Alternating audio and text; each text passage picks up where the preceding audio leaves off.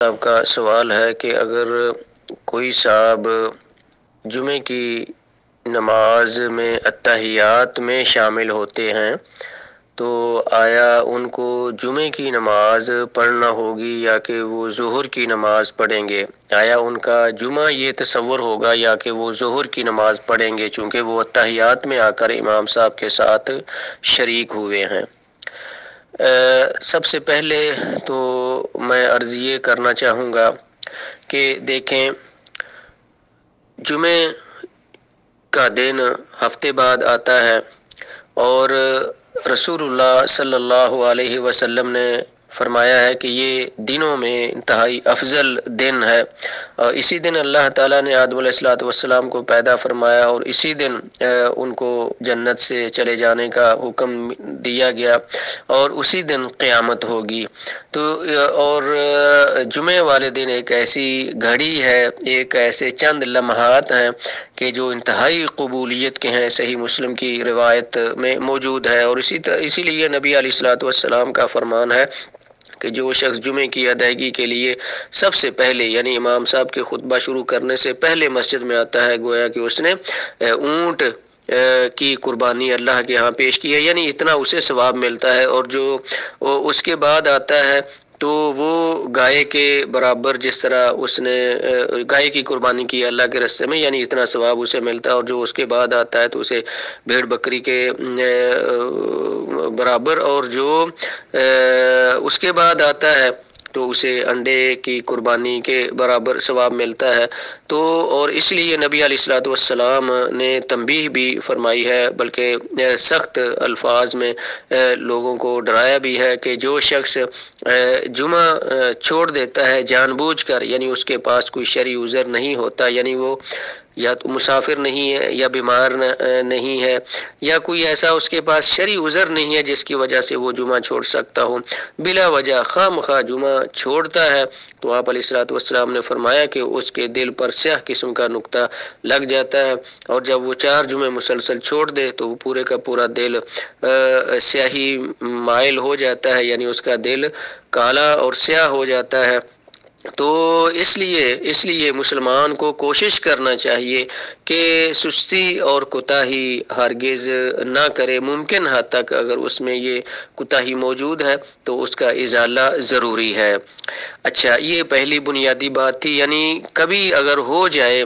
وہ بھی اتفاقی طور پر غیر ارادی طور پر تو اس کی تو معافی کی گنجائش موجود ہے، لیکن اگر اسے معمول بنا لیا جائے تو معاملہ بڑا نازک اور خطرناک ہے، تو اس لیے اس غلطی کو معمول نہیں بنانا چاہیے، یعنی ہمیشہ ہی اس حالت میں اتحیات میں آ کر ملنا یا بار بار ملنا، مہینے میں 4 جمعے آتے ہیں تو 2 جمعوں میں مثال کے طور پر یا 3 جمعوں میں اتحیات میں آ کر ملنا، ٹھیک ہے، اور کاروبار نہ جلد چھوڑنا، نہ سمیٹنا، تو یہ بہت بڑی کوتاہی ہے، مسلمان کو اس سے گریز کرنا چاہیے۔ اچھا، دوسری بات یہ ہے میرے بھائی، جس طرح کوئی مسلمان جماعت رہ جاتی ہے اس کی، یعنی جماعت کے ساتھ وہ اس نے نماز نہیں پڑھی، اتحیات میں آ کر ملتا ہے، ٹھیک ہے، تو پھر وہ بعد میں اپنی نماز پوری کرتا ہے، ٹھیک ہے، جتنی بھی رکھتے ہیں اس نماز کی اتنی وہ بعد میں پڑھتا ہے، یعنی جو اتحیات میں آ کر شامل ہو جاتا ہے امام صاحب کے سلام پھیرنے سے پہلے تو وہ اپنی بقیہ نماز پوری کرتا ہے۔ اچھا، اسی طرح جمعہ بھی ایک نماز ہے، ظہر کے وقت میں جمعہ اللہ تعالیٰ نے رکھا ہے اور 2 رکعتوں کے عوض اللہ تعالیٰ نے خطبہ رکھا ہے، اس لیے جمعے کی 2 رکعتیں ہیں، جیسا کہ حضرت عائشہ رضی اللہ تعالیٰ عنہ کی روایت سے معلوم ہوتا ہے۔ اچھا، تو جو شخص جمعے کی نماز کا سلام پھرنے سے پہلے آ کر مل جاتا ہے تو اسے اپنی جمعے کی نماز ہی پڑھنی چاہیے، یعنی 2 رکعتیں ہی اسے پڑھنی چاہیے، اور باقی جو سنتیں ہیں بعد والی 2 یا 4 وہ پڑھ لینی چاہیے۔ اس مسئلے میں اہل علم کی 2 رائے موجود ہیں، اور ایک ضعیف حدیث کی بنا پر انہوں نے اپنی یہ رائے کا اظہار کیا ہے۔ امام شافعی رحمۃ اللہ علیہ، امام مالک اور امام احمد رحمۃ اللہ علیہما، یہ تینوں ائمہ کرام یہ فرماتے ہیں کہ اگر کوئی شخص امام صاحب کے سلام یعنی اتحیات میں آ کر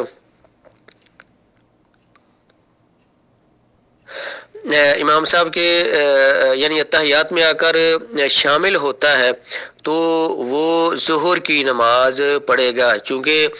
جمعے میں ملنے کے لیے کم از کم ایک رکعت امام صاحب کے ساتھ پڑھنا ضروری ہے، بقول ان کے یعنی یہ تینوں ائمہ کرام ان کا کہنا یہ ہے کہ اگر کوئی شخص اتحیات میں شامل ہوتا ہے تو اسے جمعے کی نماز نہیں پڑھنا چاہیے بلکہ اسے پھر ظہر کی نماز پڑھنا چاہیے۔ البتہ امام ابو حنیفہ رحمۃ اللہ علیہ اور دیگر اہل علم کا موقف یہ ہے کہ جو شخص امام صاحب کے سلام پھیرنے سے پہلے شامل ہو جاتا ہے اسے پھر جمعے کی نماز ہی پڑھنا چاہیے، یعنی 2 فرض پڑھے گا وہ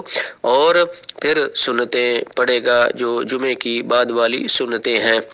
یہ پڑھے گا۔ اور دلیل کی روح سے امام ابو حنیفہ رحمۃ اللہ علیہ کا موقف وہ قوی اور راجح معلوم ہوتا ہے کہ اگر کوئی شخص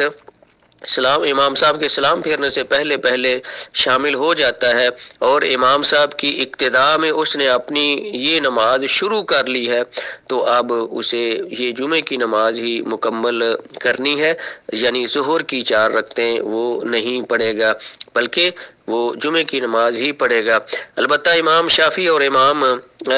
مالک اور امام احمد رحمہ اللہ کا جو موقف ہے وہ بھی اپنی جگہ پہ وزن ہے اس بات میں بھی، وہ اس طرح کہ مسلمانوں کو ڈرایا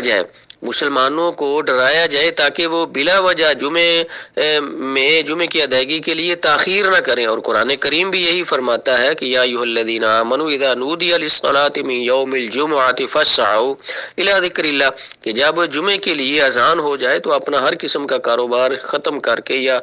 بند کر کے جمعے کی ادائیگی کے لیے فوراً آ جاؤ، ٹھیک ہے۔ تو قرآن کریم کا یہ حکم ہے۔ تو